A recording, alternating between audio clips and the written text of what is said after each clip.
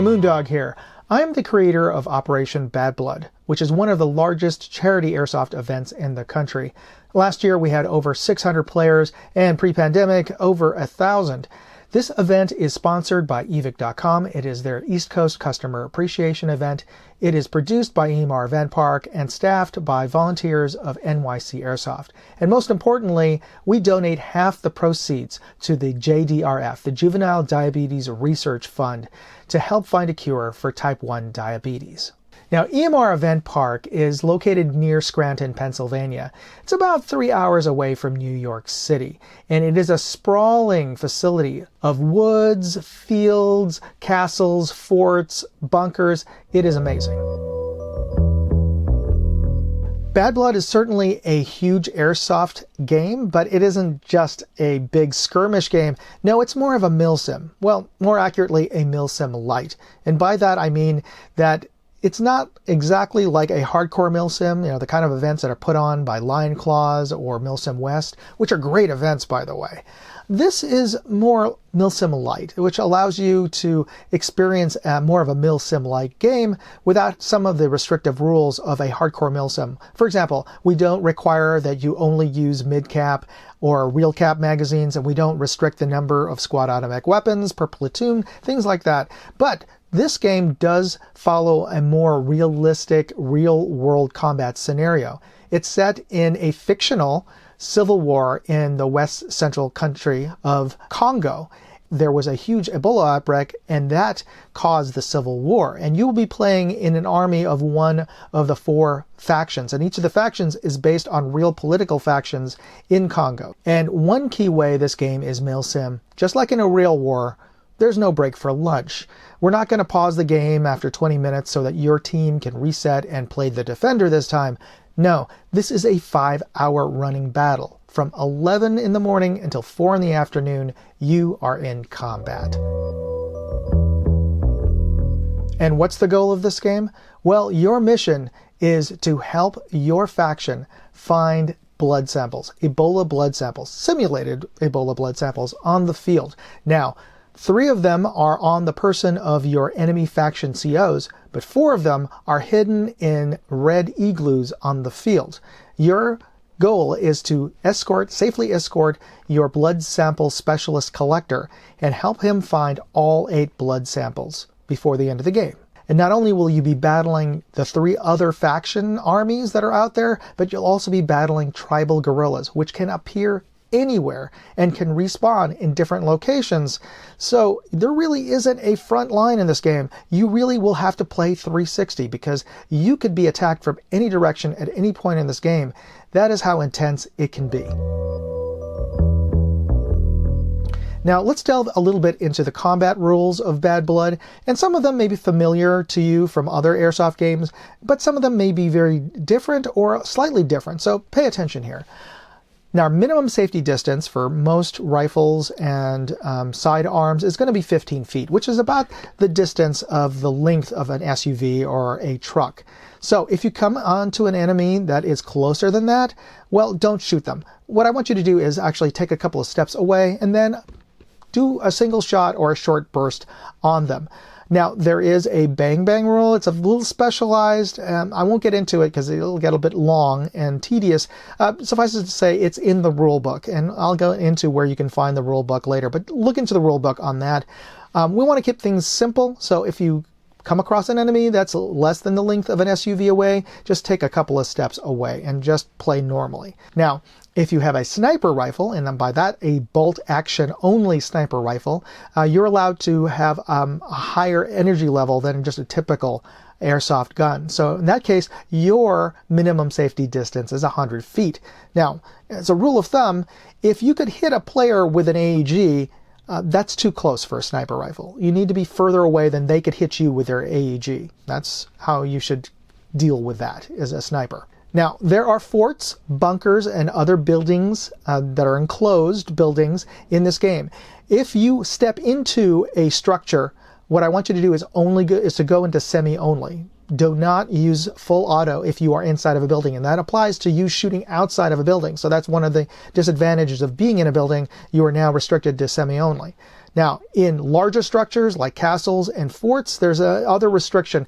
Do not shoot directly vertically up or down, just from safety reasons, because BBs can get in through the seal of a goggle if it is too vertical. So that's another restriction. The other restriction we have is we don't want you to shoot out of holes that are smaller than your head. So just shooting through a small slit is not allowed.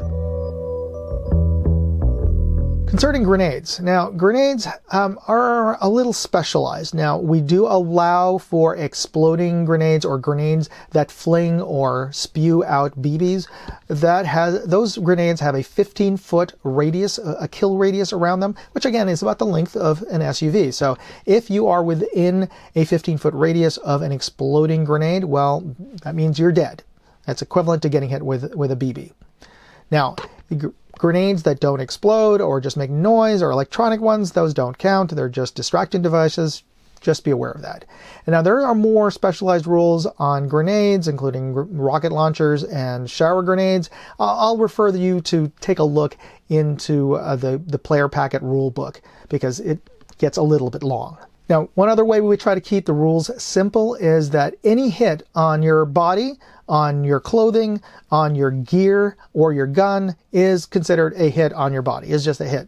That's it. Now, we won't get into body armor and all these other rules. That's a little more hardcore MilSim. We'll keep it simple. Now, if you are hit, immediately hit the ground. Get into cover. Because you don't want to be standing there with your hand up going, I'm hit, and get lit up. We want you to get out of the line of fire, and immediately after you are safe, wave your red rag. And we require all the players to bring a red rag. In fact, I recommend bring 2 or 3. Wave your red rag to signal that you are hit. And once you are hit and safely out of the line of fire, just tuck your red rag into your goggle strap or your helmet. I recommend goggle strap or helmet, or continually wave it, and then proceed to your respawn point, which is called the triage in this game. Now, in Bad Blood, unlike some airsoft games, does not have medics. It doesn't have a medic rule. There are no special players that can come to a dead or bleeding out player and lay hands on them and magically bring them back to life so that they can play airsoft immediately from there. No, we have a triage, a respawn point where players can respawn approximately every 10 minutes and get back into the game. Now, the triage is located at a CCP, a casualty collection point, and that is a flagpole. There are 8 flagpoles located in various parts of the field. These are 8 different CCPs, and that CCP can become your triage, and that's identified by your faction flag, which is flying on that flagpole. Now, that triage location will move at different parts of the game as commanded by your CO, and you will have to claim another unoccupied CCP and move your flag over to that new CCP location, and that flagged location is now your new triage. So that's another reason why you need to have good contact and good communication with your faction command and your other teammates. And another reason why we encourage you to bring FRS, GMRS radios. In fact, that's a requirement. We'll get into the gear requirements later, but it's important that you do have a radio and know how to use it, two-way walkie-talkie, so that if you don't know exactly where your triage is, you can find that out from your command structure using your radio. Now, to change your triage location to another CCP, you have to fight through the defending tribals that are defending each of the CCPs, and perhaps maybe even an enemy faction that also may want that new CCP, and claim it and hold it and protect your embedded CIA handler, who's the only person that's allowed to move your triage flag. They will have to bring down your flag from your current CCP, and you have to escort them safely to your new CCP so that they can hoist the flag. And once that flag is hoisted, that becomes your new triage. And we do have specific no camping rules. So once the triage is established, no enemy faction can take it over until that flag is pulled down by your faction. And that's only on the direction of your faction CO, and your embedded CIA handler. Now, there's a no camping rule, which means that you cannot just wait 100 yards outside of an enemy's triage and just shoot at players that are coming back from respawn. No, you have to stay, if you're close enough to see the enemy's flag at their triage, you're probably too close. And if you're close enough to actually hit a player with your gun that is coming out of respawn, you're definitely too close. You're not allowed to do that. And if you hit a player, well, that player is allowed to say, I'm still coming out of triage, and they're not going to die anyway. So suffice it to say, if you can see their flag, don't get any closer. Now, aside from being a player, each faction has some specialty units. For example, there is your CO. Not only is he the leader of your faction in terms of command structure, but he also has in his person one of the blood samples that you need to recover, the sample stamps that your sample collectors have to recover from. So actually each faction starts with one stamp because they have their CO stamp. But you need to protect your CO. There's also specialist units, which are your sample collectors. These are the only players that are allowed to approach a sample stamp, and they have been issued a sample card that they need to stamp with those blood samples, and nobody else can touch the blood samples except for them. And these players are identified with white armbands. There are also embedded CIA handlers with each faction. Now these players are actually game staff, even though they are wearing your faction's uniforms, but they don't play for your factions necessarily. They oversee, they referee your faction. They're going to watch out for players on your team that are playing unsafely or unfairly, but more importantly, they will also make sure the other players around them are playing fairly and safely. They have chronos on them so they can spot check, and they will spot check players both on your team and enemy players. So if you suspect a player is playing with a gun that's too hot, call on one of your embeds and they will spot check that player. If you come across a player that you think isn't calling their hits, they will honor check that player. So always seek out your embeds to adjudicate any issues you might have while you're playing. Also, the embeds are the ones who are responsible for determining when your faction respawns, your respawn time, and they're also the only players that are allowed to move and touch your triage flag. Now let's talk about equipment and loadout. Now, the most important thing about this game or any airsoft event is safety. Now, we require all players to wear ANSI-rated eyewear, and that's in the form of goggles or full seal glasses. So typical shooting glasses that don't have a seal are not allowed in this game. Furthermore, you are required to have face protection, and that is in the form of a mesh mask, a plastic mask, a paintball mask, or a shamag, something to fully cover your face. But for this specific field, you're also required to have ear protection. That's to cover your ears. You can either use electronic earmuffs, or you can use cloth or neoprene ear flaps on your goggle straps, or you could even use the brim of your boonie hat. Now, one thing about the masks and your goggles, you're not allowed to wear red, yellow, or orange goggles or airsoft or paintball masks, simply because they could be easily mistaken for the red rag, the red rag that you have to wear if you're dead. So that's the only reason why we restrict the color of your masks and your goggles. Now, in addition, you should always also bring a red rag to wave. That is a signal that you've been hit, as well as that you are dead if you're wearing it. And I recommend bringing 2 or 3 because it's not too uncommon to lose them accidentally. Now let's get into the faction's camo and color schemes. Now for this game, you are required to wear a specific camo or color type for your factions, and they are prescribed. They're inside of the rule book. Now for a MilSim game, you absolutely have to wear the right kind of camo for your unit, for your army. And that is how armies identify themselves from their enemies, is by the camo and the uniforms they're wearing. And so you really need to match the rules on this. So check the rule book on the kind of camos that each of your faction is allowed to wear. And this applies to the shirt and to the pants. Now, we do have relaxed rules for vests, for plate carriers, for webbing and gear. Those can be any color, really, but I strongly encourage you to pick a plate carrier or vest color or camo that closely matches your team's color or camo scheme, just to avoid friendly fire incidents. And we also require headgear. In that case, it does have to match your faction's color scheme or camo. Easy enough to buy a different hat, but if you're running a helmet, a hard helmet, that means that you'll have to color your helmet to match your faction. And that can be done, of course, with spray paint, but you can also do that easily and cheaply with colored tape. So consider that. Make sure you do that before you get to the field. Don't just show up with the wrong colored helmet, because that's just not going to be allowed.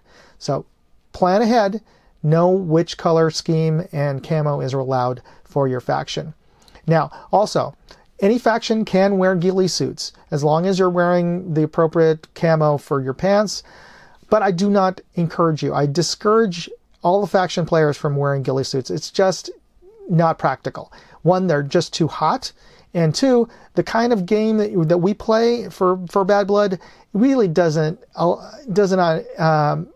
make any sense. You're not going to be slowly crawling to an objective somewhere, and you're not going to be sitting around. The only faction or group that a ghillie suit makes any sense for is for tribals. So if you're playing on a faction, I don't encourage you to bring a ghillie suit. It just doesn't make any sense. So let's get into the faction camos, starting with the most obvious, the black shirts. Now, we encourage you to wear black, like SWAT uniforms, black shirts. There you go. But you can also wear Typhoon, which is a black-based camo. You could also wear Urban camo, which is actually Arctic camo, but it is that woodland that's in gray, white, and black. Or you could also wear Multicam Dark. Now, for General Green's army, you can wear one of 6 camo types or color types. There's solid olive drab. There's also woodland, which is the Army camo from the 80s. There's Marpat, which is the Marine Corps green and woodland colored camo. You can also wear Russian Flora. You can also wear German Flecktarn, or you can wear Vietnam era Tiger Stripe. That's also in the green color. For Marxist Task Force, this is perhaps the easiest team to wear a camo for, because basically we're allowing any type of desert camo. And that's desert camo. Multicam is not a desert camo. We'll get into that in a second. But basically, really anything, from khaki, from just straight tan, to Marpat, to tricolor or chocolate chip from Desert Storm, or really any desert camo. Simple as that. Now, I was talking about Multicam. Multicam is restricted only for Deus Ex for that faction. And this is very specific. Multicam is a transitional camo, so it has characteristics of both woodland and desert. So we're restricting that to only one of 4 camo types. One is standard multicam, or OCP, as the Army now calls it. You can also wear ATAX IX, which is a commercial camo. You can also wear Cryptic Mandrake, and that's the only type of Cryptek that you can wear for Deus Ex. And if for whatever reason you can't find any of those camos, not even Multicam or OCP, you can wear white. So if you don't have a Multicam top, yeah, you can wear white. And finally, we have the tribal militias, which are wearing essentially civilian clothing, but you'll often see them wearing aloha shirts, or for you Howleys out there, Hawaiian shirts. But most importantly, if you are playing on the tribals, do not wear red or orange or yellow shirts, only because you can be mistaken for somebody wearing a red rag or one of us game staffs who are wearing yellow vests. All right, let's get into the required equipment, starting with an FRS GMRS radio. We require all players to come to the game with a working FRS GMRS radio, because it's really important. The field is huge. It's easy to get lost or disoriented. Even if you're a veteran player, have played on this field multiple Bad Bloods, with the change in foliage, the field can look very different, and it's really easy to get disoriented. So having a radio and being able to contact your team leadership or even an embed to help you find where your faction army is, that's really important. And you can also use it as a signal device if one of your teammates happens to get an injury. Oftentimes, very often, there's a heat injury. Well, you need to be able to contact your embed so that we can get medical EMTs over to you. So it's good to have that. Also, because we use the triage rule and your triage can move, by the time that you get hit and need to go back to your triage to respawn, that respawn could have moved to a different CCP. So it's good to have a working FRS GMRS radio to be able to contact your embed and find out where your triage is. Now, you are restricted to the channels that we've assigned to your faction. There are no free channels in this game. I've already assigned all 22 channels on the FRS GMRS frequency band to each of the factions, to the tribals, and to the game staff. So don't be just picking what you think is a free channel. It's not free. It's assigned to some other faction. So stick with the 2 or 3 channels that I've assigned to your faction, and you can find your channel numbers, your frequencies in the player packet.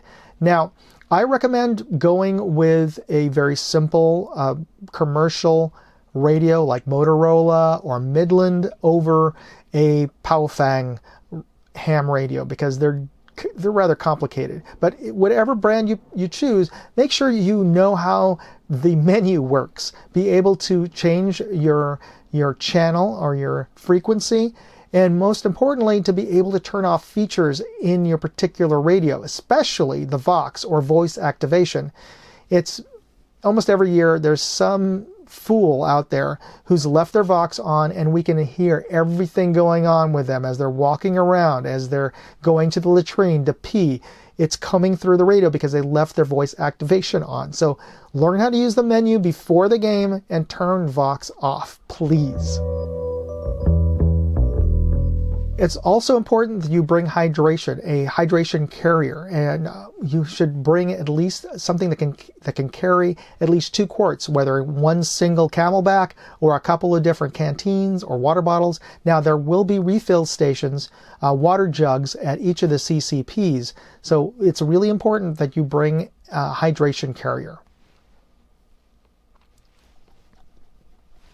Now, also for safety, it's important that you bring at least 1 red rag, and I recommend bring 2 red rags. There's an old adage in the military, 2 is 1 and 1 is none. By meaning, if you bring 1 of something, you will probably lose it and you will have nothing. So bring at least 2, perhaps 3 red rags. And that goes with the radio too. We only require you to bring 1, but really, you should bring 2. Your guns, your weapons. We have FPS limits, or really energy limits, on all of the weapons that you bring. They're listed in the player packet, but to run down here, we're going to be testing everybody at the beginning of the game, before the game starts, at our chrono stations, using our own EVIC supplied game BBs. These are 32-gram BBs, and we'll be measuring using joules, using our chronos. Now, you can use any weight BB or any brand BB that you want when you're actually playing, but we will chrono using our BBs. Now, the BBs that you do bring have to be bio BBs. That's the only restriction that we're asking you. So when you chrono, bring the guns that you plan to play with. You don't really have to bring, we don't recommend you bring all of your guns, just the ones you're planning to carry onto the field. If you have a backup gun, leave them in the car, chrono them later if you need to chrono them. If you end up, if your gun goes down and you need to bring out one of your backup guns from your bunkhouse, from your campsite or whatever, we'll chrono it then. But just chrono the guns that you're going to actually actively play with. Now, you do not have to chrono a Springer, a green gas pistol, or a Springer shotgun. Those do not have to be chronoed, but everything else has to be chronoed. And there are other gun restrictions, like don't bring a minigun, don't bring any homemade guns. All that is covered in the player packet. Suffice to say, just bring commercial retail airsoft guns. AEGs, you can also bring HPA guns, but they have their own restrictions. You have to have a tournament lock on your regulator. And that is an external lock that covers up the regulator so it cannot be adjusted once the lock is on, and they have to be zip-tied able locks. Now check with the field. There are so many brands and so many models of regulators out now that it's nearly impossible for us to list what's allowed and what kind of tournament locks. Suffice it to say, if you do not know what a tournament lock is, do not bring your HPA rig. You should know what tournament lock you need for your particular rig, and you need to bring it with you. Now, it is a full service paintball field, and they do have free air fills on the field. But don't count on being able to buy all the gear that you need at the EMR store or from one of the vendors. They may have it, but don't count on it. So make sure that you have all your required gear before coming to the game. For sniper rifles, these are bolt-action sniper rifles only. We only count bolt-action rifles as sniper rifles. If you have an AR-10, an SR-25, or an SVD or what have you, those are semi-auto. We do not count them as allowed sniper rifles. They will be counted as battle rifles, and therefore they will have to comply with regular rifle limits. For bolt-action sniper rifles, we are allowing them to go as high as 2.8 joules. And that's measured with 0.32 gram BBs, with RBBs. But again, bolt-action rifles only. So everything else is counted as a battle rifle. And those have to be limited to 1.55 joules, or roughly 400 FPS with 0.2 gram BBs. So again, we'll be measuring it with joules at 1.55 joules with our 32 gram BBs. In addition, every kind of rifle, every kind of SMG has to have a barrel condom on them when you're off the field. If you're walking around with them, this doesn't count on pistols, but pistols need to be holstered. For rifles, they have to have a barrel condom on, and putting a glove on the end of your rifle does not count. And you will be yelled at if you do not have a barrel condom on your rifle or SMG. Furthermore, if you show up to the field and don't have your required equipment, you will not be allowed to play, and very likely you will not get a refund. Because honestly, if you've neglected to read the rules and don't know which equipment you need to bring, if you're lucky, you can get it from one of the vendors, but don't count on that. Otherwise, you'll have to leave the field and go to Walmart and get your required equipment. So don't be that guy. Otherwise, you're not going to be allowed to play, and that would be a shame. Now, I should mention that all of these rules and equipment lists are in the player packet that you can download when you buy your tickets from evic.com. It's in the player packet. Now, there's also in the player packet a mention of a special zombie game. It's a bonus game that I personally throw on Sunday morning. Now, this game has its own even more restrictive rules, and this is all for safety. So for the zombie game, we have a very low FPS limit, and we really restrict the kind of guns that you can bring and play on the zombie game. But I won't get into that too much more on this, because that has its own set of rules. Suffice it to say, check the player packet and read the rules on the zombie game if you want to play in the zombie game on Sunday morning. Now, let's talk about getting your tickets for Bad Blood. Now, it is at the EVIC website. You'll find it at EVIC Events. Now, make sure that you buy the correct ticket for the faction. The default, when you go to the ticket page, may be for a specific faction that isn't the one that you want to join. So make sure that you select the correct faction before purchasing your ticket. And make sure, of course, that you have the required camo for that faction before buying tickets for that faction. But here's an important thing. Buy your tickets for you and your friends early. Don't wait, because factions sell out. And we do have a limited number of tickets per faction. And once a faction sells out, don't bother begging me for, hey, man, I got my tickets early, but my friends want to join me, and their tickets are sold out. Now, I'm sorry, man. I can't help you.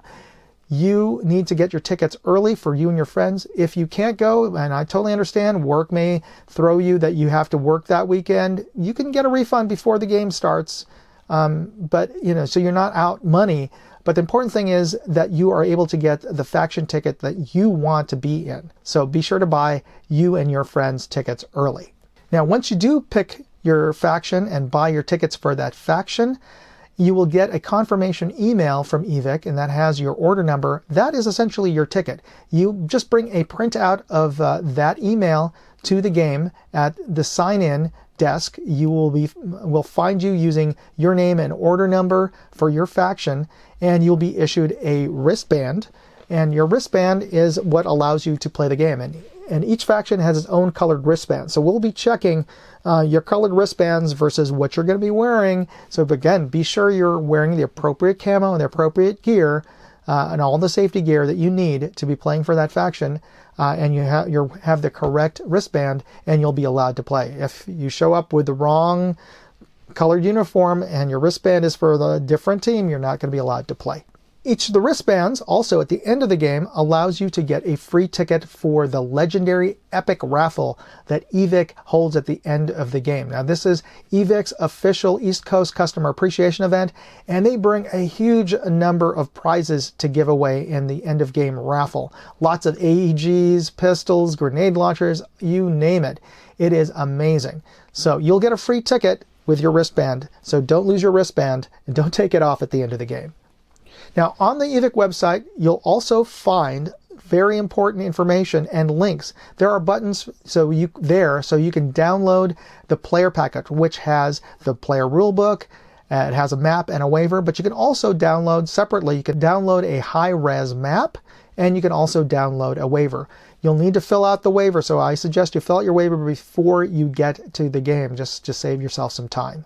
Now, also on the EVIC ticket page, you'll find information about each of the factions. And in that faction information is a link to the faction Facebook group. I strongly suggest that you join the faction's Facebook group that you're on.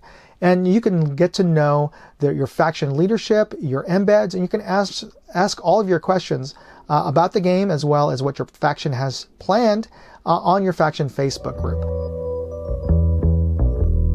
Now, EMR Event Park is where the game is going to be held in June, but you can also stay there. They have campsites and bunkhouses, but you have to make a reservation with EMR to book that campsite or bunkhouse. Go to emreventpark.com and there's a button there to make your reservations.